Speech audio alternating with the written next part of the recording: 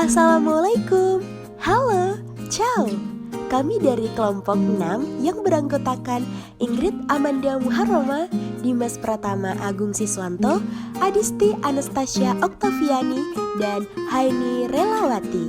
Kali ini kami akan membahas mengenai variasi dalam pembelajaran. Mari kita mulai. Pengertian variasi dalam pembelajaran. Kehidupan akan lebih menarik jika dijalani dengan penuh variasi. Keterampilan mengadakan variasi merupakan salah satu keterampilan mengajar yang harus dikuasai oleh guru.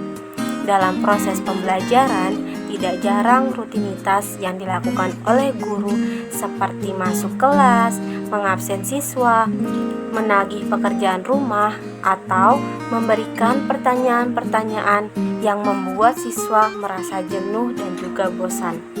Sehingga dalam kondisi seperti ini, guru harus pandai-pandai menggunakan seni mengajar situasi dengan mengubah gaya mengajar, menggunakan media pembelajaran, atau mengubah pola interaksi dengan maksud menciptakan suasana pembelajaran yang lebih menyenangkan. Berikut ini terdapat beberapa pengertian variasi dalam pembelajaran menurut beberapa ahli. Di antaranya, yang pertama menurut Solihatin, variasi dalam kegiatan pembelajaran adalah perubahan dalam proses kegiatan yang bertujuan untuk meningkatkan motivasi siswa serta mengurangi kejenuhan dan kebosanan.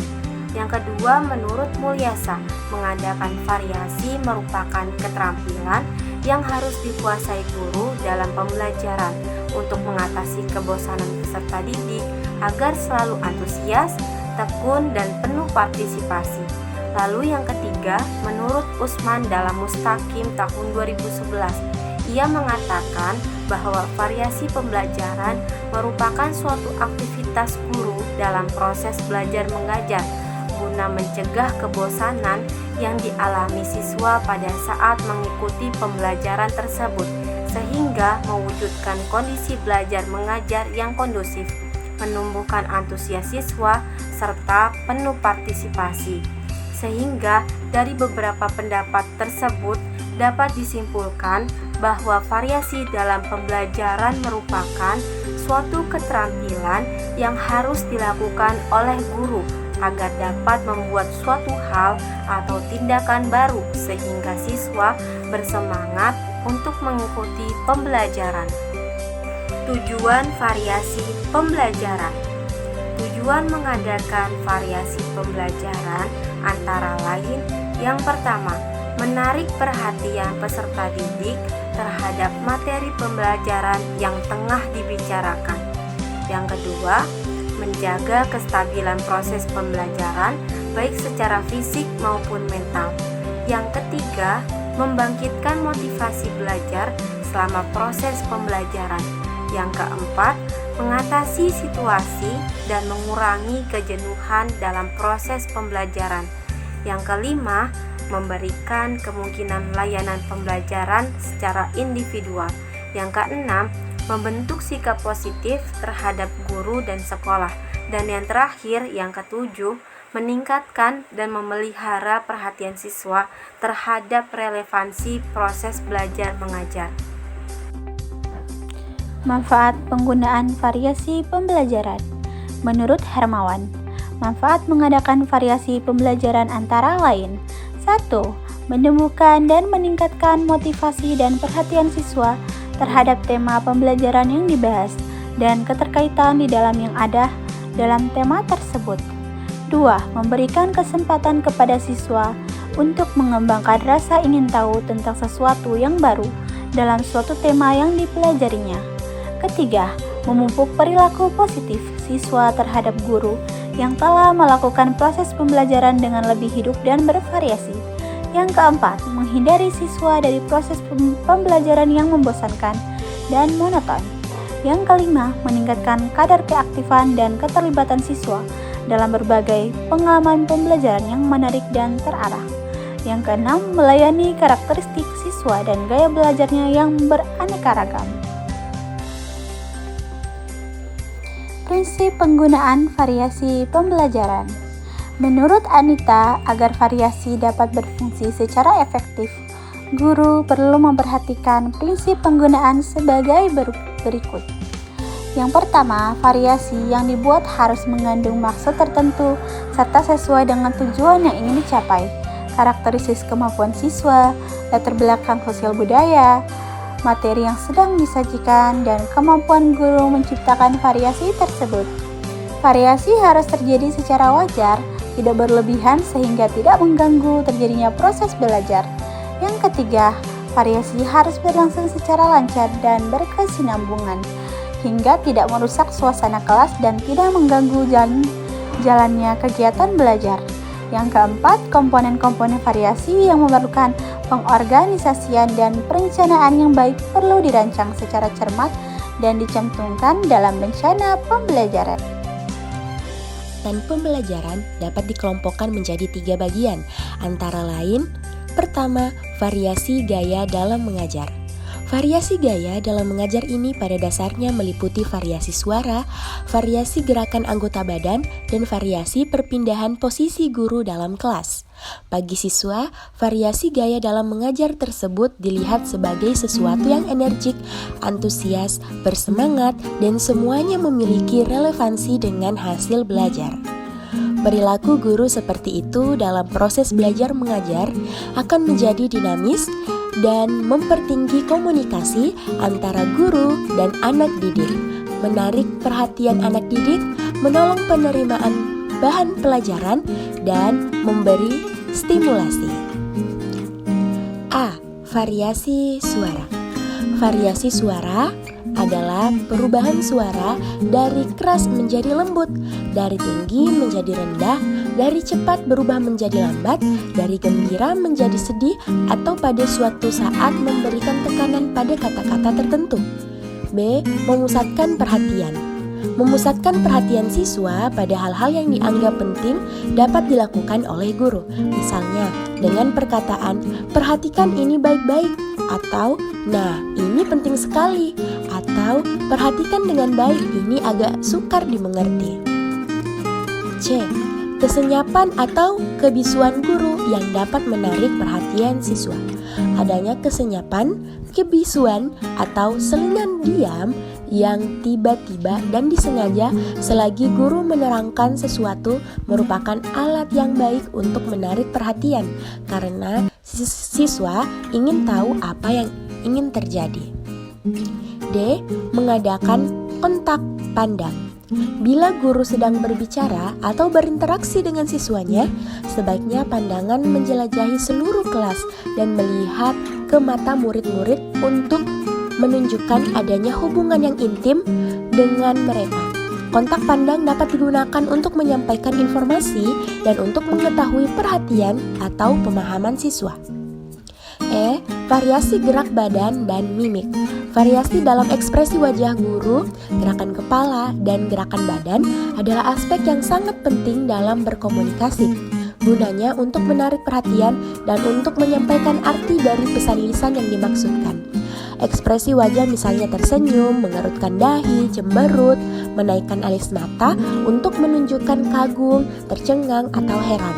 Gerakan kepala dapat dilakukan dengan bermacam-macam, misalnya menganggukkan, menggelengkan, mengangkat, atau merendahkan kepala untuk menunjukkan setuju atau sebaliknya. Jari dapat digunakan untuk menunjukkan ukuran, jarak, arah, ataupun menjentik untuk menarik perhatian. F. Pergantian posisi guru di dalam kelas. Pergantian posisi guru di dalam kelas dapat digunakan untuk mempertahankan perhatian siswa. Dalam menyajikan pelajaran di dalam kelas, biasakan bergerak bebas, tidak kikuk atau kaku, dan hindari tingkah laku negatif. 2. Variasi dalam penggunaan media dan alat pembelajaran. Media pembelajaran adalah sarana pembelajaran digunakan sebagai perantara dalam proses pembelajaran, mempertinggi efektivitas dan efisiensi dalam mencapai tujuan pembelajaran.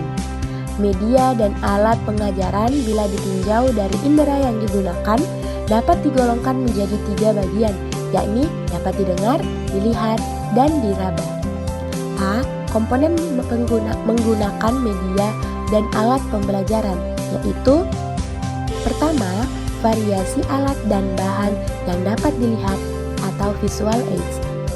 Alat atau media yang termasuk ke dalam jenis ini ialah yang dapat dilihat antara lain grafik, bahan, poster, diorama, spesimen, gambar, film, dan slide. 2. Variasi alat dan bahan yang dapat didengar atau auditive aids. Suara guru termasuk ke dalam media komunikasi yang utama di dalam kelas. Rekaman suara, suara radio, musik, deklamasi puisi, sosiodrama, telepon dapat dipakai sebagai penggunaan indera dengan yang divariasikan dengan indera lainnya. 3. Variasi alat dan bahan yang dapat diraba, dimanipulasi, dan digerakkan atau motorik. Penggunaan alat yang termasuk ke dalam jenis ini akan dapat menarik perhatian siswa dan dapat melibatkan siswa dalam membentuk dan memperagakan kegiatannya, baik secara perseorangan ataupun secara kelompok. 4. Variasi alat atau bahan yang dapat didengar, dilihat, dan diraba atau audio visual aids. Penggunaan alat jenis ini melibatkan semua indera yang dimiliki. Media yang digunakan misalnya film, televisi, radio, slide projector yang diiringi penjelasan guru, tentu saja penggunaannya disesuaikan dengan tujuan pengajaran yang hendak dicapai. B. Prinsip-prinsip menggunakan media dan alat pembelajaran, yaitu sebagai berikut. 1. Tepat guna artinya media pembelajaran yang digunakan sesuai dengan kompetensi dasar. 2. Berdaya guna artinya media pembelajaran yang digunakan mampu meningkatkan motivasi siswa. 3. Bervariasi artinya media pembelajaran yang digunakan mampu mendorong sikap aktif siswa dalam belajar.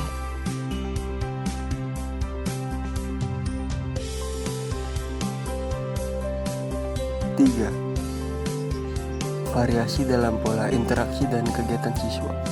Pola interaksi dapat berbentuk klasikal, kelompok kecil, berpasangan, dan perorangan sesuai dengan keperluan. Sedangkan variasi kegiatan dapat berupa mendengarkan informasi, menelaah materi, diskusi, latihan, atau demonstrasi. Hal ini bergantung pada keterampilan guru dalam mengelola kegiatan belajar mengajar. Penggunaan variasi pola interaksi ini dimaksudkan agar tidak menimbulkan kebosanan, kejenuhan, serta untuk menghidupkan suasana kelas demi keberhasilan murid dalam mencapai tujuan.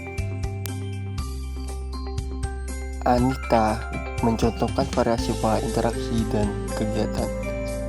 Yang pertama yakni kegiatan klasikal seperti mendengarkan informasi dan tanya jawab secara klasikal, demonstrasi oleh guru atau siswa tentang suatu keterampilan atau percobaan, menyaksikan tayangan film, video, atau permainan peran yang kemudian diikuti oleh diskusi atau tugas-tugas lain. Kedua, kegiatan kelompok kecil, mendiskusikan pemecahan suatu masalah, menyelesaikan suatu proyek, misalnya laporan tentang suatu kegiatan. Yang ketiga, kegiatan berpasangan, perundingan jawaban pertanyaan yang diajukan secara klasikal, latihan menggunakan alat tertentu. Dan yang keempat, kegiatan perorangan, membaca atau menelaah suatu materi, melakukan observasi, serta melakukan percobaan interaksi. Demikianlah pemaparan dari kelompok 6. Semoga bermanfaat. Muncul virus di Wuhan, jangan lupa jaga kesehatan. Banyak kata kurang berkenan, sudilah kiranya dimaafkan. Terima kasih. Wassalamualaikum warahmatullahi wabarakatuh.